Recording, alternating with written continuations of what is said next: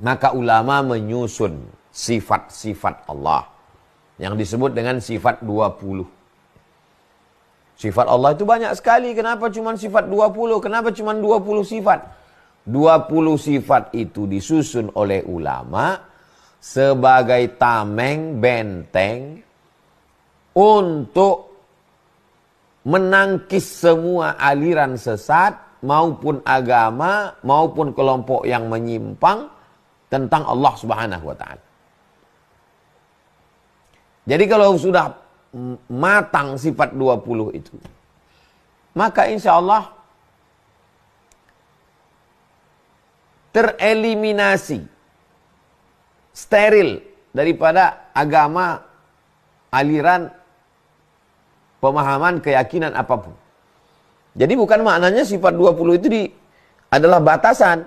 Sifat 20 itu adalah ijtihad ulama untuk menjelaskan tentang Allah. Ambil contoh. Ada filosof dari Jerman. Mati kena sipilis. Dia mengatakan,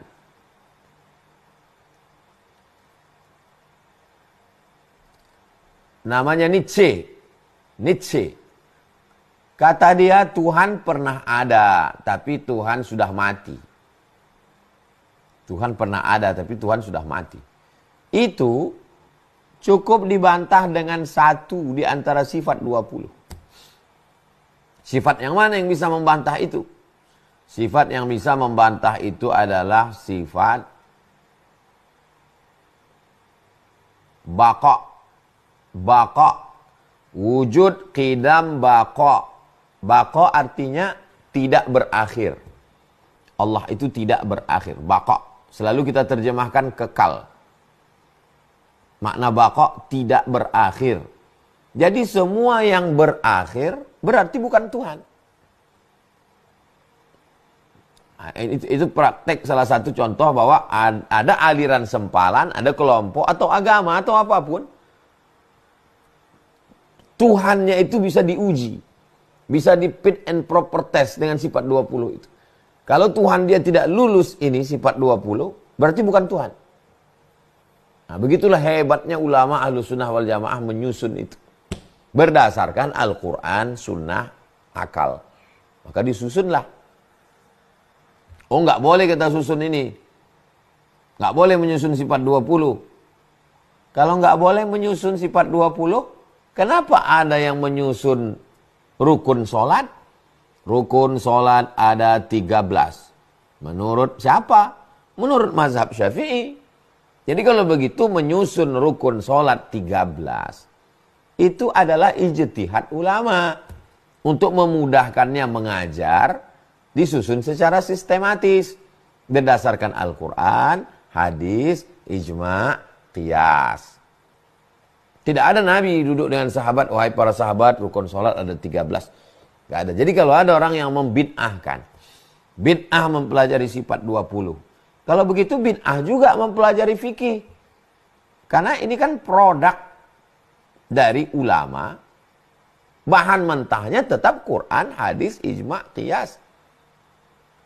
Al-Quran, hadis Nabi, pendapat sahabat, pendapat tabi'in, pendapat ulama mujtahid yang cukup syarat untuk berijtihad. Jadilah dia. Jadi tidak bisa kita mengatakan ngaji sifat 20 bid'ah. Ngaji fikih mazhab Syafi'i kok enggak bid'ah. Padahal itu kan sama-sama produk daripada ijtihad ulama. Jadi kita pikniknya supaya agak jauh dikit. Bahwa ini ijtihad ulama. Oh, mengkaji sifat 20 itu bid'ah. Kalau begitu mengkaji tauhid uluhiyah, rububiyah, asma wa sifat itu lebih bid'ah. Karena itu abad ke-8 disusun oleh Ibnu Taimiyah. Sedangkan sifat 20 ini abad ke-3 disusun oleh Imam Abul Hasan Al-Asy'ari. Jadi Imam Asy'ari bukan membuat agama baru. Imam Asy'ari menyusun ilmu tauhid secara sistematis.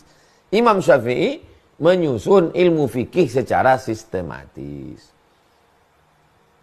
Imam Ibnu Shalah menyusun ulumul hadis secara sistematis. Apakah sebelum Imam Ibnu Shalah tidak ada ilmu hadis? Ada. Tapi baru sistematisnya dalam Muqaddimah Ibnu Shalah. Walaupun sebelum itu ada. Begitu juga tentang akidah ini. Apakah sebelum Imam Abul Hasan Al-Asy'ari tidak ada sahabat Nabi tabi'in yang paham akidah? Akidah itu dari mereka. Tapi disusun secara disiplin ilmu yang sistematis.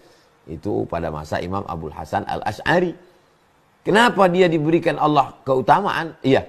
Sama kenapa Allah berikan keutamaan kepada Imam Syafi'i, Imam Hanafi, Imam Ahmad bin Hanbal, Imam Hambali, Imam Malik bin Anas.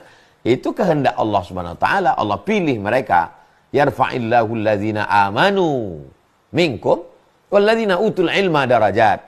Allah mengangkat orang yang beriman, tapi ada yang lebih tinggi lagi yaitu orang berilmu. Sama-sama beriman, tapi yang ini lebih tinggi karena dia ada ilmu. Nah, ini tentang bahwa ini adalah disusun ulama untuk menangkis. Lalu kemudian ada seorang mengatakan, waktu saya tadi malam menyendiri di tengah malam, tiba-tiba ruh saya naik ke langit. Lalu saya melihat ada Tuhan berwarna hitam. Itu dengan automatically terbantahkan dengan sifat 20. Sifat yang mana? Wujud, qidam, baqa, mukhalafatuhu lil hawadis. Allah itu mukhalafatuhu lil hawadis, berbeda dengan makhluk. Jadi kalau kita pejamkan mata, nampak warna hitam duduk. Itu bukan Tuhan.